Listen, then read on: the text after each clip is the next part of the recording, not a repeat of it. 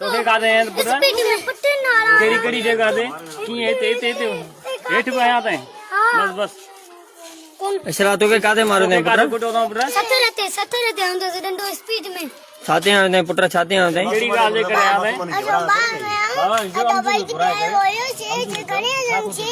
रोसेस थी वाली को या आई थी पैसा देने वाली असां के चल रोसेस थी असां वया कार तो शे वटनो चलो चलता शो यार से शो किया था बस ता रिसर्च बंद हो गया डंडा आया तो असां निशान छाप जिया ने रिसर्च भी थी वई हुई असां दवाई को भी आयो उन से वती जे भाई रखना बड़े करे